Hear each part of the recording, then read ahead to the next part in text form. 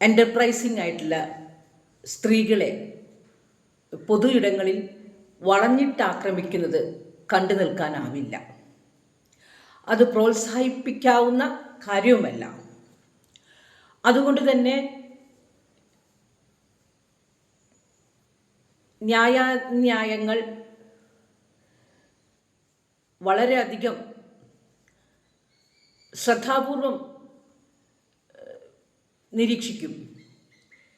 ഒരു ചെറിയൊരു അംശം അത്തരം സ്ത്രീകളുടെ ഭാഗത്ത് ചെറിയൊരു അംശം ന്യായം അത്തരം സ്ത്രീകളുടെ ഭാഗത്തുണ്ടോ എന്ന് നോക്കിയതിന് ശേഷം മാത്രമേ അവരെ വിമർശിക്കാൻ ഞാൻ മുതിരുള്ളൂ. കാരണം ഇത് ആണധികാര വ്യവസ്ഥയാണ്. അവിടെ സ്ത്രീകൾക്ക് മുന്നോട്ട് വരിക എന്ന് പറയുന്നത് വളരെ ശ്രമകരമായ കാര്യമാണ്. എൻ്റർപ്രൈസിംഗ് ആയിട്ടുള്ള സ്ത്രീകൾക്ക് വെറുതാണെങ്കിലും അതേപോലെ തന്നെ എല്ലാ അർത്ഥത്തിലും അവർക്ക് മേന്മയുണ്ടെങ്കിലും അവർക്ക് പുറത്തേക്ക് വരാൻ, തൊണ്ടു പൊളിച്ച് പുറത്തേക്ക് വരാൻ എളുപ്പമല്ല. വന്നതിന് ശേഷം സോഷ്യൽ ആക്സെപ്റ്റൻസ്, സ്വീകാര്യതയൊക്കെ ഉണ്ടാവാം. എന്നാലും ചിലരുടെ ഈ വ്യവസ്ഥയുടെ ഭാഗമായിട്ടുള്ള വിദ്വേഷവും ഗ്രഡ്ജൊക്കെ കാരണം അവർ തടയപ്പെടുകയും ചെയ്യാം. അതുകൊണ്ട് തന്നെ മുന്നോട്ട് വരുന്ന സ്ത്രീകളെ, മുന്നോട്ട് വരാത്തവരെയും പ്രത്യേകിച്ച് മുന്നോട്ട് വന്നവരെ പിന്തുണയ്ക്കുക എന്നുള്ളത് ഒരു ധാർമ്മികതയാണെന്നാണ് ഞാൻ വിശ്വസിക്കുന്നത്. അതുകൊണ്ട് തന്നെ ഈ RJ അഞ്ജലിയുടെ പ്രാങ്ക് കോൾസിനോട് കടുത്ത വിയോജിപ്പുണ്ടെങ്കിലും ഞാൻ നിശബ്ദമായി ഇരുന്നിട്ടേ ഉള്ളൂ. ഞാൻ എപ്പോഴും ആലോചിക്കാറുണ്ട്, ഇത്തരമൊരു കോൾ എനിക്കാണ് വരുന്നെങ്കിൽ, കാരണം അത്രയ്ക്കധികം മാനസിക പിരിമുറുക്കവും ഓരോ ദിവസവും ജീവിതമായി സമരം ചെയ്യുന്ന അല്ലെങ്കിൽ സമരം കൊത്ത് നിൽക്കുന്ന എനിക്ക് ഇത്തരമൊരു കോൾസ് അറ്റൻഡ് ചെയ്യേണ്ടി വന്നാൽ ഞാൻ എങ്ങനെയാണ് റിയാക്ട് ചെയ്യുക എന്നുള്ളത് എനിക്ക് തന്നെ അറിയില്ല. ഞാൻ അപ്പോൾ ഇത് കണ്ട 2-3 പ്രാങ്ക് കോൾസ് കണ്ടപ്പോൾ ഞാൻ വിചാരിച്ചിട്ടുണ്ട്, എൻ്റെ മക്കൾക്കോ ചിലപ്പോൾ ഇക്കിളിപ്പെടുത്തുന്ന ചോദ്യങ്ങൾ, വർത്തമാനങ്ങൾ പറയും.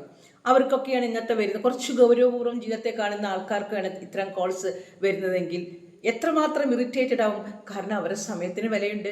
എടുക്കുന്ന പലരും പറയുന്നുണ്ട്, ഞാനിപ്പോൾ അതിന് മറുപടി പറയാനുള്ള ഒരു മാനസികാവസ്ഥയിലോ മനോനിലയിലോ അല്ല, ഞാൻ ഇത്തിരി തിരക്കിലാണ്, പിന്നീട് വിളിക്കൂ, നിങ്ങൾ ആരാ എന്നൊക്കെ ചോദിക്കുമ്പോഴും കോൺവെർസേഷൻ പ്രൊലോങ് ചെയ്ത് ഇക്കിളിപ്പെടുത്തുന്ന വർത്തമാനങ്ങൾ പറഞ്ഞ് ഈ കുട്ടി മുന്നോട്ട് പോകുന്നത് കണ്ടിട്ടുണ്ട്. അപ്പോഴൊക്കെ ഞാൻ നിശബ്ദമായിരുന്നത് എന്തൊരു വയ്യാവേലിയാണ്, കെട്ടുമാറാപ്പ് എന്നൊക്കെ ഞാൻ മനസ്സിൽ ചിന്തിക്കാറുണ്ട്. റിയാക്ട് ചെയ്യണം, ഫേസ്ബുക്കിലെങ്കിലും 4 വരി കുറിക്കണം എന്നൊക്കെ വിചാരിച്ചിട്ടുണ്ടെങ്കിലും ഈ കുട്ടിയുടെ മറ്റ് വ്ളോഗുകളൊക്കെ ഞാൻ ശ്രദ്ധിച്ചപ്പോൾ വളരെ സ്പോണ്ടാനിറ്റിയോടുകൂടി കുട്ടി കാര്യങ്ങൾ സംസാരിക്കുന്നു. വളരെ റിലേറ്റബിൾ ആയിട്ടുള്ള കൊച്ചു കാര്യങ്ങൾ വളരെ മനോഹരമായി പ്രസൻറ്റ് ചെയ്യുന്നു. പിന്നെ അവർ ജീവിക്കുന്ന ഒരു പശ്ചാത്തലമൊക്കെ കണ്ടപ്പോൾ ഒരു പിറ്റ് സമിറ്റാണ്. അവർ താഴേക്കിടന്ന് വന്ന് ജീവിതത്തെ വളരെ പോസിറ്റീവായി അക്സെപ്റ്റ് ചെയ്ത് മുന്നോട്ട് കൊണ്ടുപോകുന്ന ഒരു കുട്ടിയാണെന്നൊക്കെ മനസ്സിലായി. ആ കുട്ടി വേർതാണ്. പിന്നെ ജീവിത സമരം തന്നെയാണ് ആ കുട്ടിയുടെ പടിപടിയായിട്ടുള്ള ഉയർച്ച കണ്ടപ്പോൾ ഒരു സ്ത്രീ എന്ന നിലയിൽ വളരെയധികം സന്തോഷമുണ്ട്. അതുകൊണ്ട് ഈ കുട്ടിയുടെ ഇത്തരം കാര്യങ്ങൾ കാണുമ്പോൾ മിണ്ടാതിരിക്കുക എന്ന ഒരു രീതിയാണ് ഞാനൊക്കെ അവലംബിച്ചത്. ഈ പ്രാങ്ക് കോൾ എന്ന് പറയുന്നത് രാഷ്ട്രത്തലവന്മാർക്കൊക്കെ ചെയ്തിട്ടുണ്ട്. രാഷ്ട്രത്തലവന്മാർ അറിയാതെ തന്നെ വേറെ ആൾക്കാരുടെ വോയിസിലൊക്കെ അല്ലെങ്കിൽ വേറെ ആൾക്കാരാന്ന് പറഞ്ഞ് ഇൻട്രൊഡ്യൂസ് ചെയ്തിട്ടൊക്കെയാണ് പ്രാങ്ക് കോൾസ് ഒക്കെ ചെയ്ത് രാഷ്ട്രത്തലവന്മാർ കബളിപ്പിക്കപ്പെട്ടിട്ടുണ്ട്. അവസാനം തിരിച്ചറിയുമ്പോൾ അവർ വളരെയധികം പച്ചത്തറികളും ദേഷ്യം ധിക്കാരമൊക്കെ പറയും. ചിലർക്ക് നിയമപരമായ നടപടി നേരിടുകയും ചെയ്യേണ്ടി വന്നിട്ടുണ്ട്. അപ്പോൾ എനിക്ക് അതിനോട് കടുത്ത വിയോജിപ്പാണ്. പൈസ ഉണ്ടാക്കണമെങ്കിൽ ഏതൊക്കെ രീതിയിൽ ഉണ്ടാക്കാം. ഇതൊരു അംഗീകൃത സ്ഥാപനത്തിൽ ഇരുന്നു കൊണ്ടാണ് ആ കുട്ടി ചെയ്തു എന്ന് പറയും. പിന്നെ കഴിഞ്ഞ മാർച്ചിൽ റിസൈൻ ചെയ്തു. അപ്പോൾ സ്വകാര്യമായിട്ടാണ് ചെയ്യുന്നത് എന്നും പറയുന്നുണ്ട്. എന്തായാലും അതിനോട് കടുത്ത വിയോജിപ്പുണ്ട്. പക്ഷെ അഞ്ജലിയുടെ മറ്റ് വ്ളോഗുകളൊക്കെ കാണുമ്പോൾ ആ കുട്ടി ആ കഴിവ് കുറച്ചും കൂടി ഒരു റൈറ്റ് ചാനലൈസേഷൻ ഓഫ് എനർജി ചെയ്തിട്ടില്ല എന്നാണ് എനിക്ക് മനസ്സിലായത്. ഈ പ്രാങ്ക് കോൾസിൽ ഈ ഇക്കിളിപ്പെടുത്തുന്ന വർത്തമാനങ്ങളൊക്കെ കാണുമ്പോൾ ആണുങ്ങളൊക്കെ ചിലപ്പോൾ പ്രതികരിക്കാതിരിക്കേണ്ടത് ഈ ലൈംഗിക ദാരിദ്ര്യമുള്ള ഒരു നമ്മുടെ നാട്ടിൽ പെൺകുട്ടികളുടെ ശബ്ദം ഒരു കേൾവി സുഖമെങ്കിലും ഉണ്ടാവുമല്ലോ എന്നൊക്കെ വിചാരിച്ചിട്ടായിരിക്കാം പ്രതികരിക്കാതിരുന്നത്. പക്ഷേ എനിക്കോ എൻ്റെ മക്കൾക്കോ കിട്ടുമായിരുന്നെങ്കിൽ ചിലപ്പോൾ നല്ല രീതിയിൽ അഞ്ജലിക്ക് മറുപടി കിട്ടുമായിരുന്നു. എന്തായാലും ഒരു സ്ത്രീയോട്, ഒരു ബ്യൂട്ടീഷ്യനോട്, അന്ന് തന്നെ വേറൊരു ആണിനോട് ഇതേപോലെ കുണ്ടി ഫ്രൈ ചെയ്യാതെ നോക്കുക എന്ന് പറഞ്ഞു. അത് കേട്ടു. അത് കഴിഞ്ഞ് ഒരു ബ്യൂട്ടീഷ്യനോടാണ് ഈ കുട്ടി ചോദിച്ചത്. ബ്യൂട്ടീഷ്യനോട് വളരെ ഗൗരവമായി ചോദിക്കുകയാണെങ്കിൽ അവരുടെ ഒരു പ്രൊഫഷൻ എന്ന നിലയിൽ, അല്ലെങ്കിൽ ഇവരുടെ ഒരു നീഡ് എന്ന നിലയിൽ, ഇവരുടെ ഒരു ആവശ്യം എന്ന നിലയിൽ അവരെ സമീപിക്കുകയാണെങ്കിൽ, പ്രൊഫഷണലായി സമീപിക്കുകയാണെങ്കിൽ അതിൽ തെറ്റൊന്നുമില്ല. കാരണം ഇന്ന് ആൾക്കാർ കാത് കുത്തുന്നുണ്ട്, മൂക്ക് കുത്തുന്നുണ്ട്, ചുണ്ട് കുത്തുന്നുണ്ട്, അതേപോലെ തന്നെ നേവൽ പൊക്കിളിൻ്റെ അവിടെ കുത്തുന്നുണ്ട്. പിന്നെ എവിടെയൊക്കെ കുത്തുന്നുണ്ടോ എന്ന് നമുക്കറിയില്ല, വിദേശ രാജ്യങ്ങളിൽ അതൊക്കെ നമ്മൾ കാണുന്നുണ്ട്. പിന്നെ ടാറ്റു ചെയ്യണത്, ബ്രസ്റ്റിൻ്റെ അവിടെ ടാറ്റു ചെയ്യുന്നുണ്ട്, ബാക്കിൽ ടാറ്റു ചെയ്യുന്നുണ്ട്, കൈ മുഴുവൻ ടാറ്റു ചെയ്യുന്നുണ്ട്, പൊക്കിളിൻ്റെ അവിടെ ടാറ്റു ചെയ്യുന്നുണ്ട്.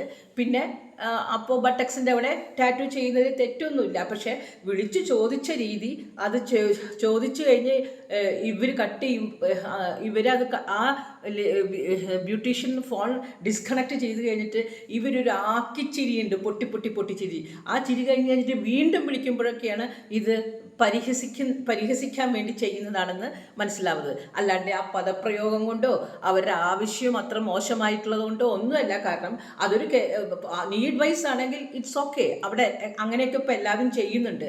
പക്ഷെ അതെനിക്ക് എന്താണ് ഓരോന്നിനും ചോദിച്ചു. കാരണം ഈ പെഡിക്യൂർ, മാനിക്യൂർ ഒക്കെ ചെയ്യുന്നുണ്ടല്ലോ. അക്കൂട്ടത്തിൽ അതും എഡോൺ ചെയ്യുന്നതിൽ തെറ്റൊന്നുമില്ല.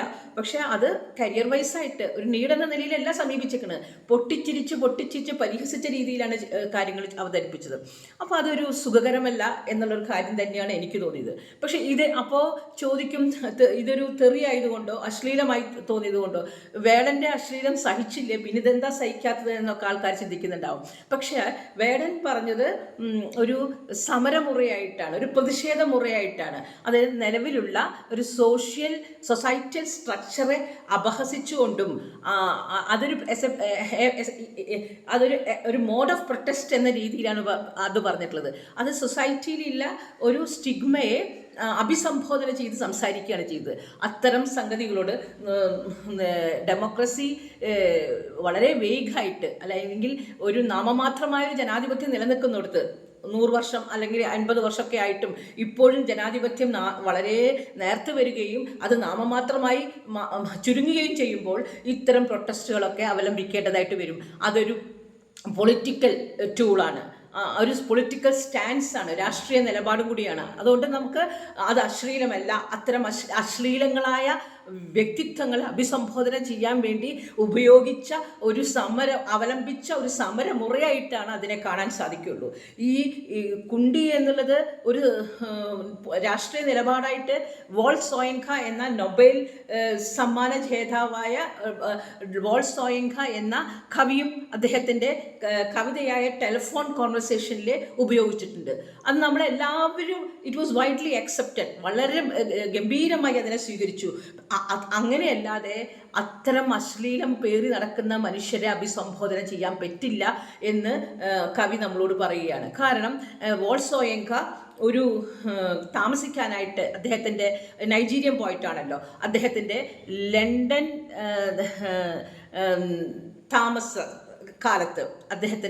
താമസകാലത്ത് അദ്ദേഹത്തിന് താമസിക്കാനായിട്ട് ഒരു ഇടം കണ്ടെത്താനുള്ള ശ്രമത്തിൽ വളരെ ക്ലേശകരമാണ് ഈ കറുത്ത വർഗ്ഗക്കാർക്ക് വസിക്കാൻ ഇടം കണ്ടെത്തുക എന്നുള്ളത്.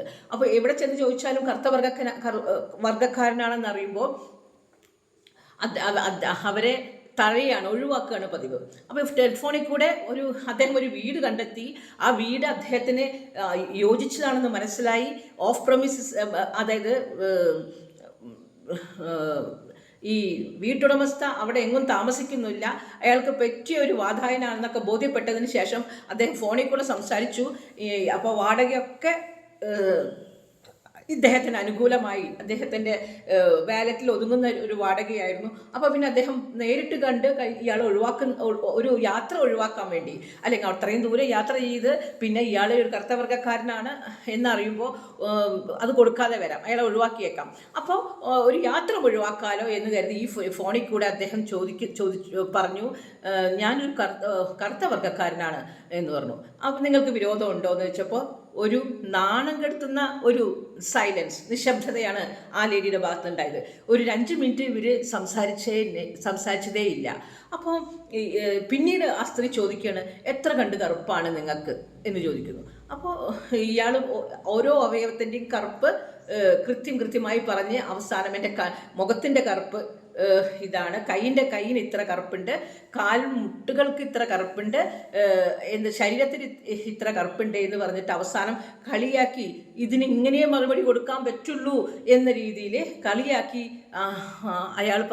കവി പറയുന്നുണ്ട്, എൻ്റെ കുണ്ടിക്ക് ഇത്ര കറുപ്പുണ്ട്, എന്താ കാണണോ എന്നുള്ളത്, പൊക്കോട്ടെ, നിന്റെ വീട് എനിക്ക് വേണ്ട എന്നുള്ളൊരു പ്രതിഷേധം തന്നെയാണ്. ഒരു സ്ത്രീയോട് ഒരു ജെന്റിൽമാൻ പറയാൻ പാടില്ലാത്ത ഒരു ഭാഷയാണത്. അങ്ങനെ പ്രയോഗിച്ചു. എന്നിട്ട് പറഞ്ഞു, എൻ്റെ കുണ്ടിയുടെ കറുപ്പ് ഇത്രയാണ്, എന്താ നീ അങ്ങോട്ട് പൊക്കോ, നിന്റെ വീടൊന്നും എനിക്ക് വേണ്ട, പുല്ലേ എന്നുള്ള രീതിയിൽ ഒരു സമരമുറ, ഒരു രാഷ്ട്രീയ നിലപാടാണ് ചെയ്തത്. അപ്പോൾ അശ്ലീലങ്ങളെ അഭിസംബോധന ചെയ്യുമ്പോൾ അണ്ടന്തറിക്കും ഉണ്ടന്തറി എന്ന രീതിയിൽ ചിലപ്പോൾ നിൽക്കേണ്ടതായിട്ട് വരും.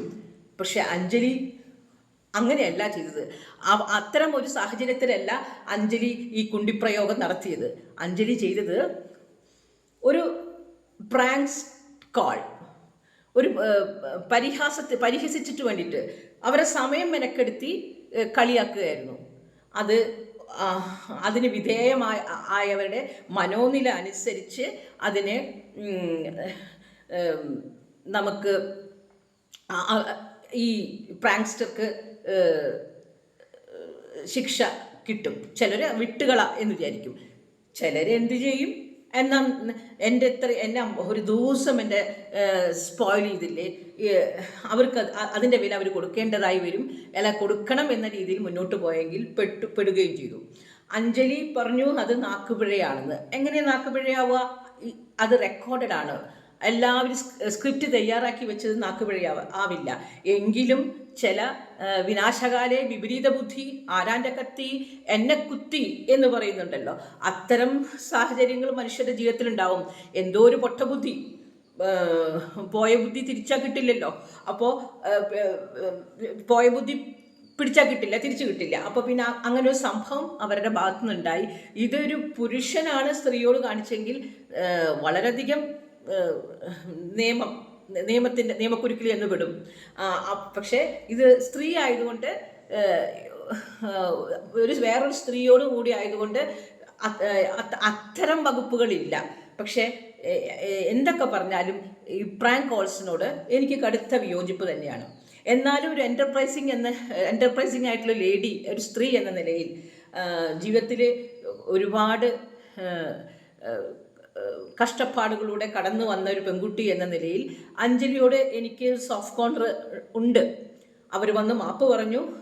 അവർ ഇനി അത്തരം സംഗതികളും ഒന്നും എൻ്റെ ഭാഗത്തുനിന്ന് ഉണ്ടാവില്ല എന്ന് ഉറപ്പ് തരികയും ചെയ്ത സ്ഥിതിക്ക് അവരെ തെറി വിളിക്കുന്നത് ഒഴിവാക്കാം. അവരെ മനസ്സ് ഇടിയിപ്പിക്കാതെ, വല്ലാതെ അവരെ കോൺഫിഡൻസ് ലെവലിനെ ബാധിക്കും വിധമുള്ള പച്ചത്തറികളൊക്കെ ഒഴിവാക്കാം.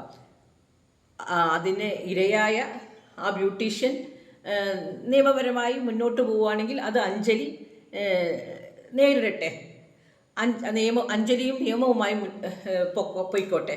പക്ഷേ ഒരു സ്ത്രീയെ ഇങ്ങനെ വളഞ്ഞിട്ട് ആക്രമിക്കുന്നതിനോട് എനിക്ക് ഒട്ടും യോജിപ്പില്ല. അഞ്ജലിയോട് നമുക്ക് ക്ഷമിക്കാം. പക്ഷേ ഇരയ്ക്ക് വിരോധമുണ്ടെങ്കിൽ ഇര നിയമപരമായി മുന്നോട്ട് പോകട്ടെ. അത് അഞ്ജലി നേരിടുകയും ചെയ്യട്ടെ. നമസ്കാരം.